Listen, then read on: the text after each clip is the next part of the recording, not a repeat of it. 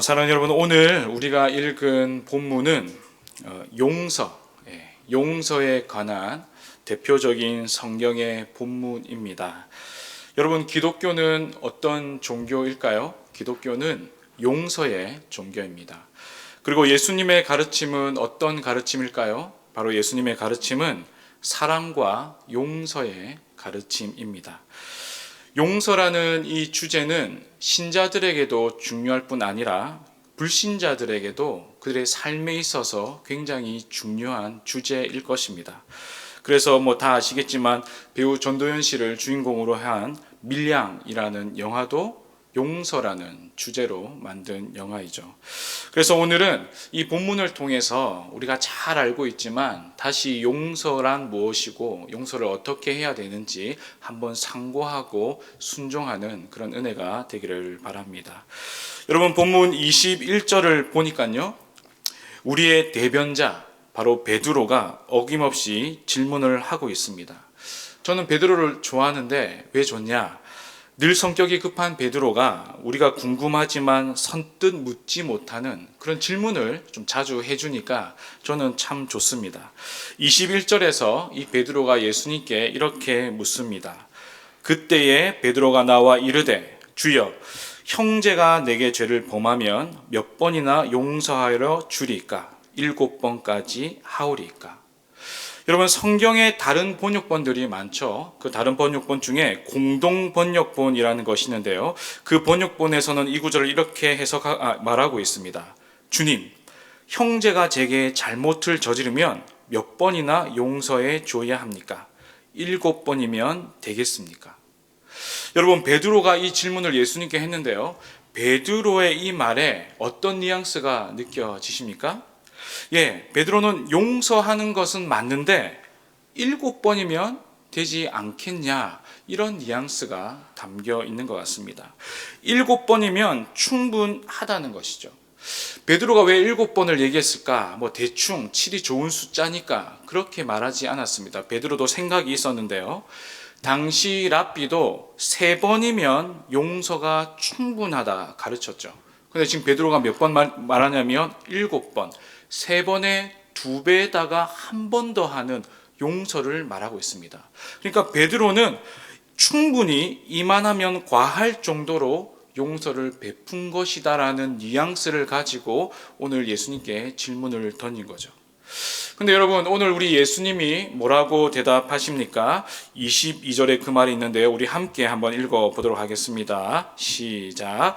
예수께서 이르시되 내게 이르노니 7번뿐 아니라 7번을 70번까지 할지니라.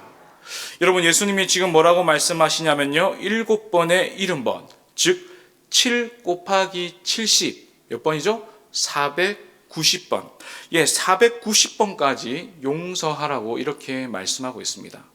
여러분, 그렇다면 예수님이 490번까지 용서하고 491번째는 용서하지 않아도 된다, 그렇게 말씀하시는 것일까요? 그렇지 않겠죠. 여러분, 490번까지 용서하라는 예수님의 말씀은 어떤 의미입니까? 끝없이 용서하라는 의미입니다. 성경에서 7은 완전수를 의미하지 않습니까? 그런데 완전수의 완전수, 7 곱하기 7의 10. 그러므로 예수님은 끝없이 용서하고 또 끝까지 용서해야 된다고 지금 베드로에게 답변을 하고 있는 것이죠. 여러분, 베드로는 7번이면 충분하다 생각했죠. 한 번 참을 수 있고 또 2번 참을 수 있고 3번, 그렇게 7번까지 참으면 이제 참을 만큼 충분히 참았다라고 생각을 했을 것입니다. 그러면서 또 마음에 예수님의 대답을 딱 듣고 나서 이런 마음이 생겼겠죠. 내가 이 정도 참으면 되지 않냐, 7번까지 참으면 많이 참은 거 아니냐, 도대체 언제까지 참아야 하느냐, 내가 도대체 성인군자도 아닌데 나더러 7번 이상 490번? 이거 말이 되냐, 나를 H2O 뭡니까? 물로 보는 것도 아니고 왜 그렇게 참으라는 것이냐, 그렇게 참고 용서하면 날 무시할 건데, 난 무시당하기 싫은데, 그런 마음이 분명히 베드로에게 들었을 것입니다. 여러분, 베드로는 용서를 지금 어떻게 생각하고 있는 것입니까? 참을 수 있지만 제한 있는 참음으로 여기고 있습니다. 그리고 용서할 수 있지만 어떻게 해요? 한계가 있는 용서로 그것을 이해하고 있는 것이죠. 그런데 예수님은 우리에게 무엇을 말씀하고 계시냐? 제한 있는 참음이 아니라 어떤 참음입니까? 끝없는 참음을 우리에게 말하고 있습니다. 그리고 한계가 있는 용서가 아니라 어떤 거요? 한없는 용서, 제한 없는 용서를 지금 우리에게 말씀하고 있는 것이죠. 여러분, 베드로도 그렇고 또 그 옆에 있었던 제자들도 그랬을 것이고, 지금 이 본문의 이야기를 듣고 있는 저와 여러분도 어쩌면 이 예수님의 대답을 듣고 이렇게 생각할지도 모르겠습니다. 이것은 불가능하다. 이것은 세상에서 있을 수 없는 것이다. 어떻게 사람이 이렇게까지 용서할 수 있는가? 이런 의문이 생길 수 있을 것입니다. 그렇지 않습니까, 여러분? 내가 낳은 자식도 몇 번 실수하면 폭발하지 않습니까? 저만 그런가요? 예, 우리 솔직해지면 내가 낳은 자식도 몇 번 말 안 들으면 폭발합니다. 요즘에 그 폭발을 누리려고 많이 애쓰고 있는데요. 그리고 내부와 직원, 또 동료도 여러분 동일한 실수를 몇 번 반복하면 참을 수 없는 것이 인지상정인데, 여러분 어떻게 무한히 끝없이 용서할 수 있는가? 또 이런 생각이 들 것입니다. 용서만 하면 되는가? 용서가 답인가? 용서하면 그 사람이 변하는가? 그런 수많은 생각이 우리 마음속에 드는 것이죠. 이처럼 베드로와 제자들은 이 말씀을 듣고 충격을 받았을 것입니다. 그리고 누가 감히 이런 용서를 하겠는가? 그런 마음의 질문이 들었을지도 모르죠. 제자들도 우리들도 이 말씀을 들었을 때, 그것도 여러분 예수님의 말씀만 하신 거 아닙니까? 여러분 이 말씀을 곰곰이 생각해 본다면 분명히 우리 안에 당혹감, 어쩌면 충격, 놀람, 어쩌면 지금 내 마음에 용서하지 못하는 사람이 있다면 분함, 화가 날지도 모르겠습니다. 여러분 이에 대한 예수님의 대답이 이제 23절부터 이어지는데요. 예수님은 한 가지 비유로 이 용서에 대한 설명을 더 구체적으로 하고 있습니다. 23절을 보니까요, 이렇게 시작하죠.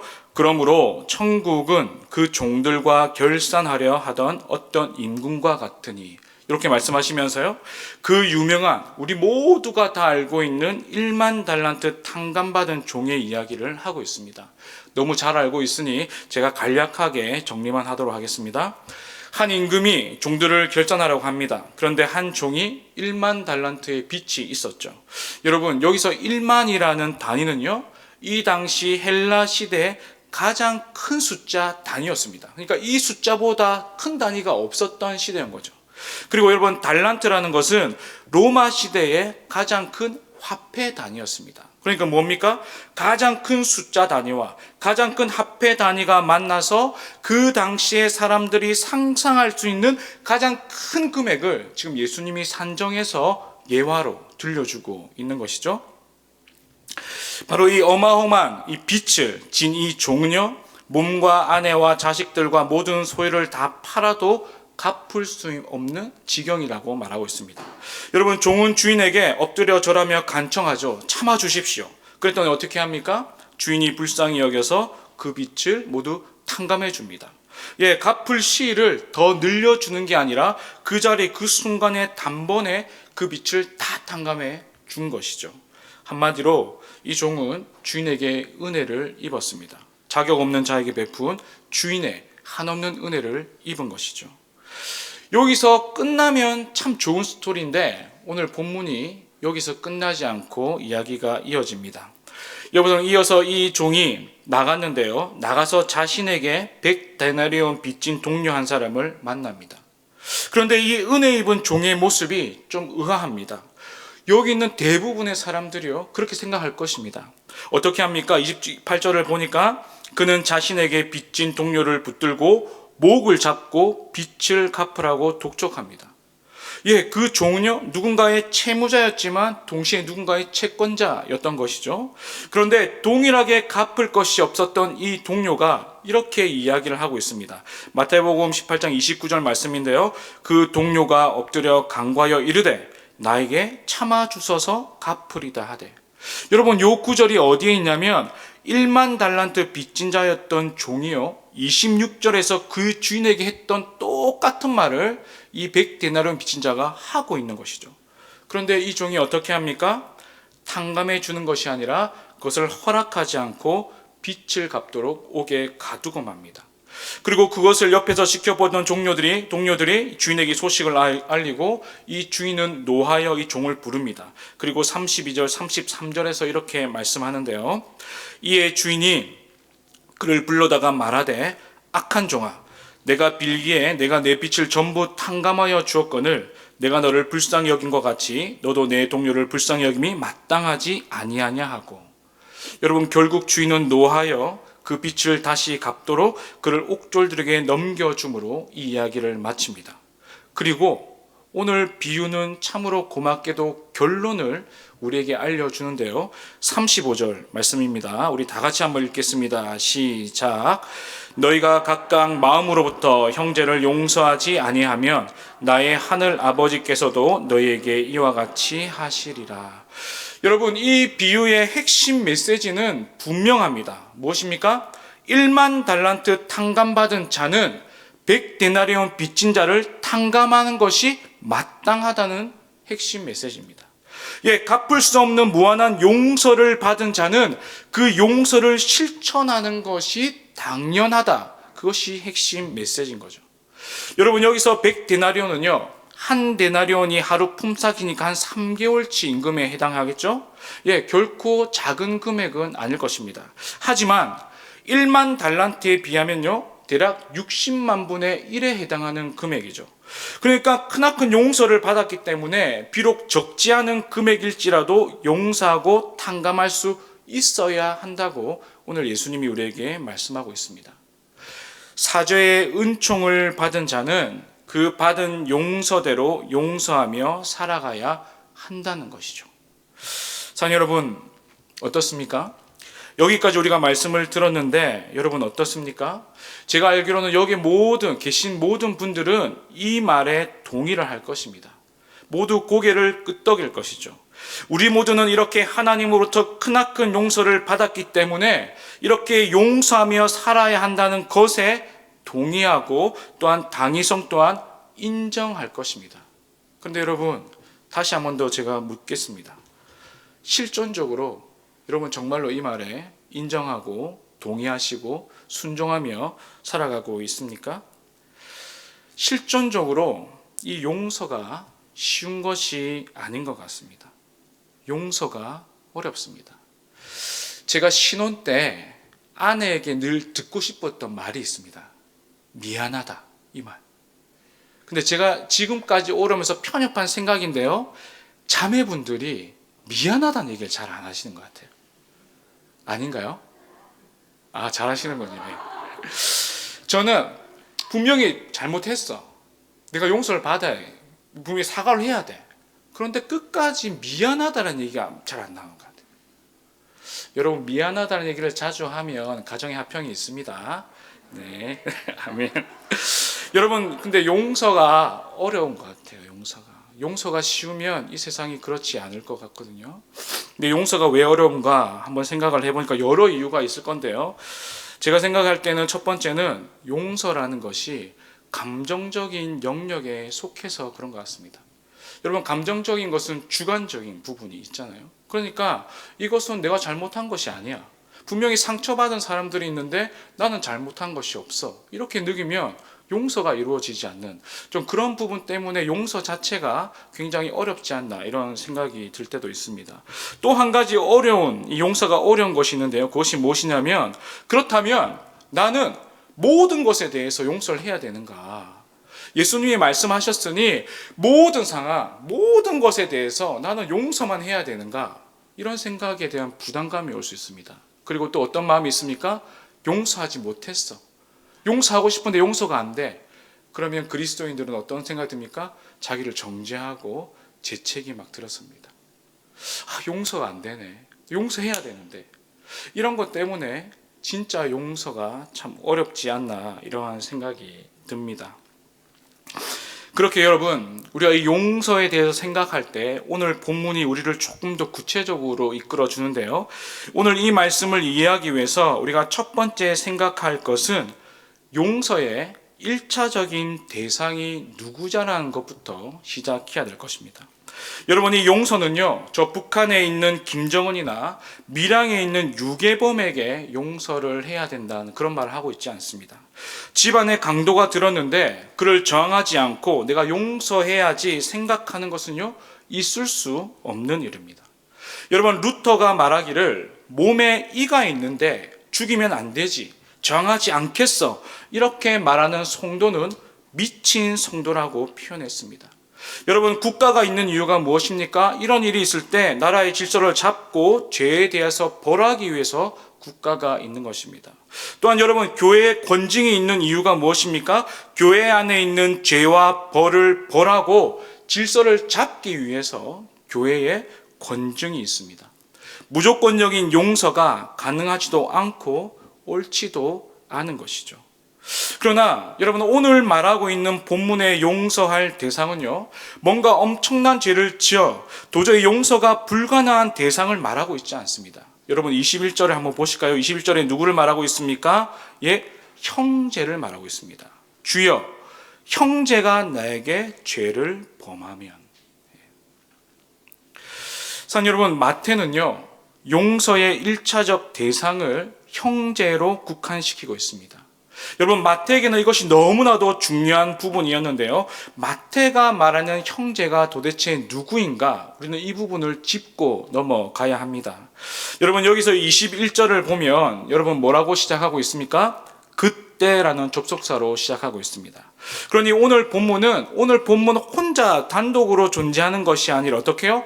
위에서부터 흘러나오는 이야기 중에 하나, 바로 전문맥이 있다는 이야기죠. 여러분, 잘 우리가 말씀을 묵상할 때 이 부분이 중요합니다. 우리가 매일 성경 같은 큐티책으로 묵상을 하는데 유익하고 편리하죠. 하지만 유의할 것이 있습니다. 그것이 무엇입니까? 정해진 본문을 묵상하면 그것을 독립적으로 이해하니 이 본문이 말하는 진짜 의도를 오해할 소지가 있다는 것이죠. 어떻게 봐야 됩니까? 앞뒤 문맥을 다 보고 성경 전체의 문맥 가운데 이것을 봐야 하는 그런 습관을 우리에게 들려야 합니다. 여러분, 특별히 마태복음은 이 4개의 복음서 중에 교회 공동체의 교육을 위해 기록한 복음서입니다. 그래서 잘 보시면 예수님의 말씀을요, 한 곳에 한 주제로 모아서 서술한 부분이 많이 등장합니다. 오늘 우리가 읽은 본문의 시작도 그런데요, 오늘 본문의 이야기 시작이 어디서부터 시작되냐? 바로 마태복음 5장의 산상수훈부터 흘러서 오는 이야기입니다. 여러분, 마태복음 4장 23절에 이런 말씀이 있습니다. 예수께서 온 갈릴리에 두루 다니사 그들의 회당에서 가르치시며 천국 복음을 전파하시며 백성 중에 모든 병과 모든 약한 것을 고치시니. 여러분, 예수님의 공생의 사역의 핵심이 뭐라고 표현했으면 천국 복음을 전하는 것이다 말하고 있습니다. 그리고 천국 복음을 듣고 바로 천국 백성이 된 자들이 누구인 것을 설명하는 것이요, 바로 5장의 산상설교인데, 바로 천국 백성이 된 자들이 누구입니까? 심령이 가난하고 애통하고 의에 줄이고 목마른 자, 이들이 천국의 복을 받고 천국 백성이라고 말하고 있는 것이죠. 그리고요, 여러분, 그 복, 바로 천국의 복을 받은 자들이 천국 백성이 된 후 예수님이 어떻게 하셨습니까? 마태복음 10장에 가면 그들을 부르십니다. 제자로 부르시고 그들을 파송하는 장면이 10장에 나와요. 그리고 10장에서 그들에게 파송받을 때 나가서 해야 할 메시지를 그들에게 말씀해 주십니다. 바로 10장 1절에 이런 글귀가 있습니다. 예수께서 그의 12제자를 부르사 더러운 귀신을 쫓아내며 모든 병과 모든 약한 것을 고치고 권능을 주시니라. 그리고 그들이 전해야 할 메시지의 내용을 어디에 기록해 있냐? 마태복음 13장에 천국 비유의 말씀을 하고 있습니다. 잘 아는 비유 뭡니까? 씨 뿌리는 비유를 비롯해서요, 천국의 비유를 통해서 천국이 이런 것이다. 너희가 천국 백성이니 나가서 무엇을 말하면 천국은 이런 것이다 라고 선포하고 전도해야 된다라고 성경이 이렇게 마태복음이 쓰여지고 있는 것이죠. 그리고 여러분, 오늘 우리가 있는 바로 18장은 뭐냐? 이 땅에 천국 백성이 모여서 살아가는데, 천국 백성이 되었어요. 전도했어요. 천국 백성이 다 됐어. 그럼 그 천국 백성들이 모인 공동체 어디입니까? 교회. 이 교회에서 어떻게 살아가야 하는지, 그리고 교회가 교회되기 위해서 무엇이 필요한지를 설명하고 있는 장들이 18장입니다. 그리고 이어서 마지막으로 23, 25장에서는 뭘 말하고 있습니까? 장차 올 그 천국이 완성될 때 일어날 일들에 대해서 마태복음이 쭉 기록하고 있는 것이죠. 그러니까 결국 무엇입니까? 여러분, 예수님은요, 마태복음 전체를 걸쳐서요, 우리에게 천국에 대한 메시지를 보여주고 있습니다. 그 중에 오늘 18장은 천국 백성이 이 땅 가운데서 어떻게 살아가야 하는지에 대한 이야기를 우리에게 들려주고 있는 것이죠. 그런데 오늘 본문이요, 그 핵심이 용서라고 이야기를 하고 있는 것입니다. 여러분, 그런데 그러면 또 생각해 보기 있죠. 무엇입니까? 왜 천국 백성이 모였는데, 천국에 들어가는 사람들이 모여있는 장소에 용서가 왜 필요합니까? 이상하지 않습니까? 마태복음 18장 3절에서는 이 이야기를 하기 위해서 왜 천국 백성이 모인 그곳에서 용서가 필요할 것 같은데 왜 용서라는 핵심을 이야기하고 있는가? 그것에 대해서 우리가 조금 생각해 보면요, 마태복음 18장 3절에서요 다시 천국 백성이 누구라고 소개를 하고 있습니다. 제가 18장 3절에 있습니다. 이르시되 진실로 너에게 이르노니 너희가 돌이켜 어린 아이와 같이 되지 말고 결단코 천국에 들어가지 못하리라. 여러분, 오늘 이 3절에서 뭘 말하고 있냐면 천국 백성은요, 어린아이와 같은 자라고 말하고 있습니다. 여러분, 어린아이의 특징이 무엇입니까? 엄마를 절대적으로 의존하며 살아가는 존재, 그런 존재가 천국 백성이다 말하고 있죠. 그래서 동일하게 우리가 이해할 수 있는 것은 무엇이냐? 천국 백성도요, 하나님의 은혜에 절대적으로 의존하며 사는 자들이어야 된다라고 말하고 있는 것이죠. 여러분, 이 세상에서 영적으로 파산한 자임을 알고 다른 대안이 없고 다른 살 길이 없고 방도가 없어서 오직 주님만 의존하며 사는 그것, 주님의 몸된 교회만이 살 길이라고 고백하면서 모인 자들이 천국 백성이다라고 성경이 표현하고 있습니다. 그러니 여러분, 천국 백성은 영적인 비참과 공경 가운데서 구원받은 자들이기 때문에 그 누구도 공동체에서 자기를 높이는 것은 말이 안 될 것입니다. 어떻게 해야 합니까? 오직 하나님만 높이는 자들이 모인 곳이죠. 그 은혜만 자랑하고 예수만 자랑하는 자들이 모인 곳이 바로 교회이지 않겠습니까? 그러나 여러분, 실존이 그렇지 않다는 게 우리에게 아픈 현실인 것 같습니다. 실존은 어떻습니까? 교회에 분열이 있습니다. 깨어짐이 있습니다. 상처가 늘 도사리고 있습니다. 새 생명을 받아 새롭게 거듭나서 다시 탄생한 자들이지만, 여러분, 우리의 실존이 어떻습니까? 화평하고 사랑하기만을 하고 하나님만 높이고 그렇습니까? 그렇지 않은 것 같습니다. 이유가 어디에 있을까요? 이유는요, 그들은 탄생했지만 아직 성인이 되지 않았기 때문입니다. 여전히 영적으로 어린 아기인 것이죠. 그러니 그들은 여전히 자라가야 할 존재인 것 같습니다. 여러분, 저희 집에 애들이 있습니다. 제가 낳아줬어요. 낳아줬으면 어떻게 해야 됩니까? 알아서 해야죠. 알아서. 그래서 알아서 아침에 딱 일어나면 이렇게 아빠한테, 엄마한테 문안 인사하고, 또 아침에 씻고, 또 목회자 집안이니까 또 아침에 딱 해서 성경 몇 장 딱 읽고, 그리고 밥 차려진 거 잘 먹고, 설거지는 못할 망정 그 식탁 정리해가지고 자기 옷 입고 책가방 싸서 이제 가겠습니다 하고 가야 되지 않겠습니까? 낳아줬으니까. 11살, 8살, 6살인데요. 근데 현실은 그렇지 않습니다. 애들이 소파에 쭈르륵 앉습니다. 제가 양말을 가져오면 다리를 탁 듭니다. 그럼 제가 끼워줘야 돼요. 그것만도 얼마나 감지덕지입니까? 그런데 애들이 이렇습니다. 발꿈치 뒷부분에 그 아주 양말에 보면 딱 뒷부분 돼 있는 거 있잖아요. 그게 삐뚤으면 삐뚤다고 때를 씁니다. 어떻게 해야 될까요? 저는 이런 꿈을 꿨습니다. 애들이 딱 태어나게 하면 자기들 일자리 하고 어떻게 합니까? 딱 그 출근할 때 아내가 커피 한 잔 딱 하면서 여보 커피 한 잔 마시자 딱 먹고 갔다 올게 이렇게 퐁하고 뭐 근데 아침마다 전쟁입니다. 전쟁. 예. 저보다 연배가 많으신 우리 여러분 언제까지 해야 됩니까? 예. 아이들이요 태어나게 해줬어도 자기 그거를 하지 못합니다. 왜 그럴까요? 여러분 아이들은요 자라야 하는 거니까. 여러분 우리가 구원을 받아서 교회 구성원으로 들어왔다면 그들이 구원받은 자답게 그렇게 거룩하고 온전하게 살아가야 하는데 왜 그렇지 못하고 곳곳에 상처투성일까요? 왜 서로 부딪히고 상처를 주고 입고 깨어짐과 다툼이 늘 우리 가운데 자라고 있을까요? 예, 탄생은 했지만 그 생명은 자라고 있는 과정이기 때문입니다.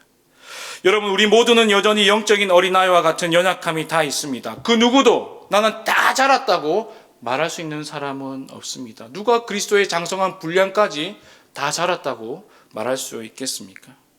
그러니까 자라고 있는 가정이니까 연약함을 들고 있는 중이니까 그것으로 인해서 이 천국 백성이 모인 교회조차도 불편함이 있는 것입니다. 또한 여전히 죄의 오염과 죄의 습관과 죄의 경험들이 있기 때문에 그리고 세상에 끝없는 죄의 유혹들이 있기 때문에 그 죄가 우리의 연약함을 통해서 교회 안에 계속 들어오는 것이죠. 그래서 교회 안에도 여전히 상처를 주고받을 수밖에 없는 곳입니다. 그러니 천국 백성 공동체는 다른 어떠한 것보다 이 용서가 필요하고 중요한 것이죠. 왜요? 여러분 세상은 싫으면 안 보면 그만입니다. 안 보면. 용서하기 싫으면 관계 단절하면 끝입니다.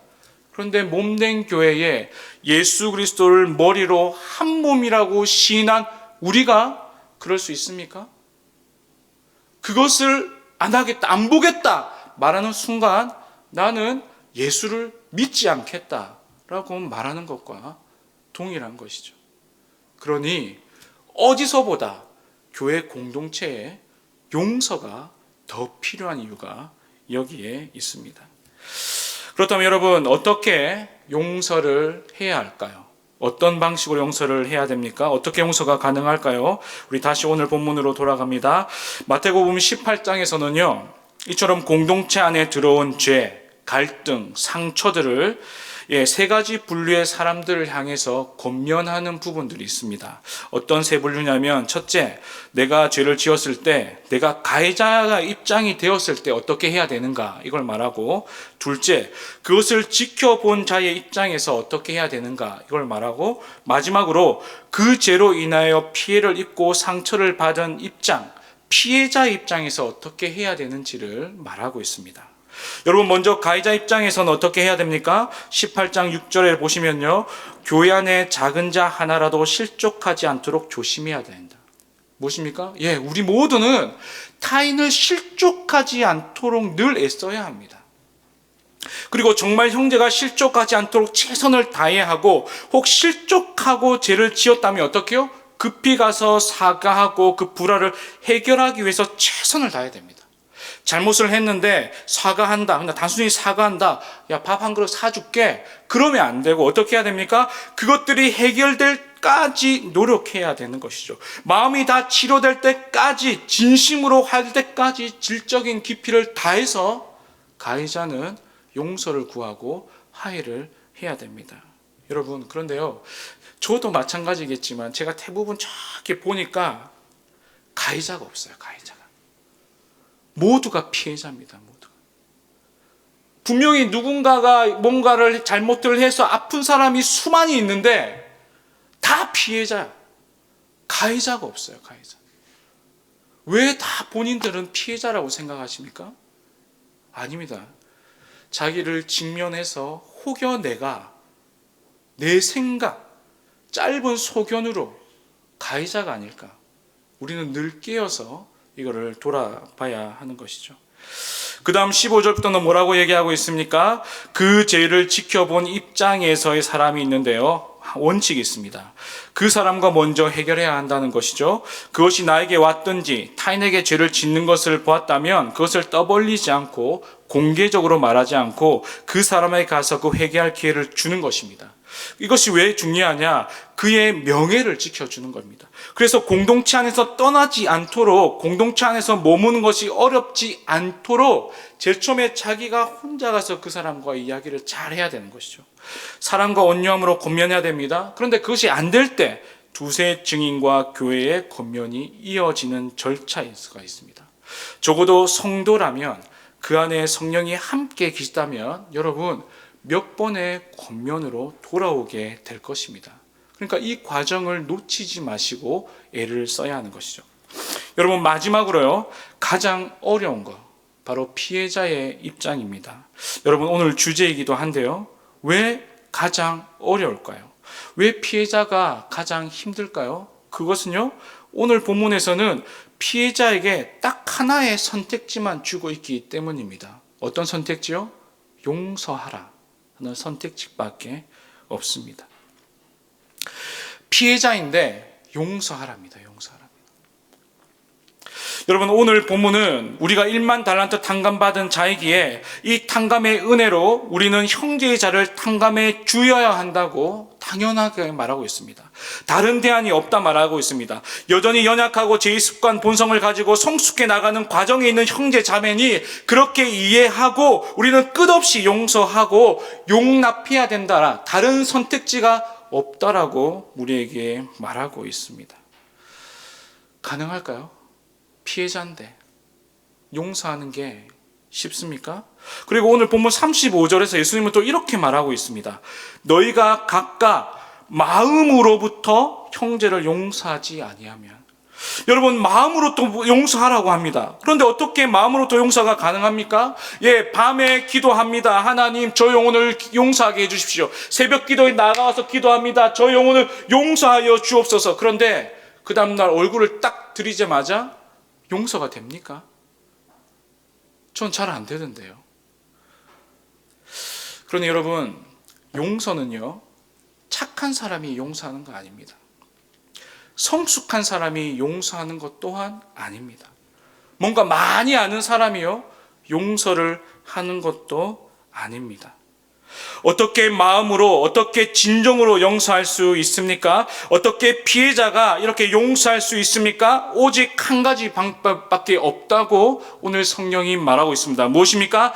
탕감의 은혜를 깨달은 자, 자신이 얼마나 큰 은혜로 용서를 받았는지를 아는 자가 마음으로 용서할 수 있다고 얘기합니다.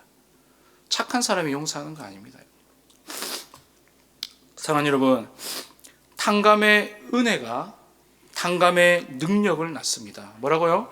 탕감의 은혜가 탕감의 능력을 낳게 되는 것이죠. 하나님으로부터 용서의 은혜를 입었다면 용서할 능력을 가지게 되는 것입니다.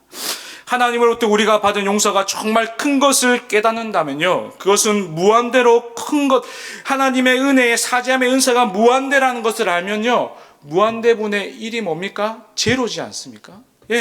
탕감의 은혜가 무한대니 그 어떠한 형제의 잘못도 제로가 되는 것입니다.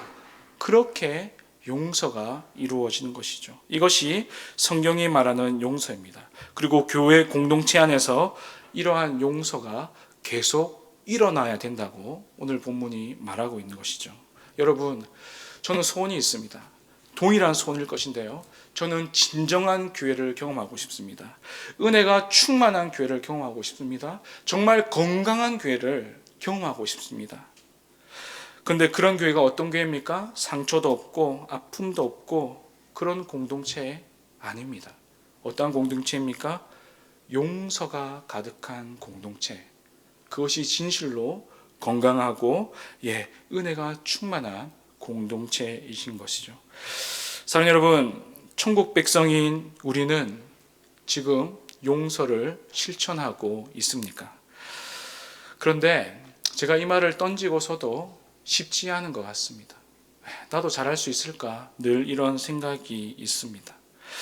용서가 쉬운 것이라면요, 예수님이 천국 백성의 덕목으로 말씀도 하지 않으셨을 거예요.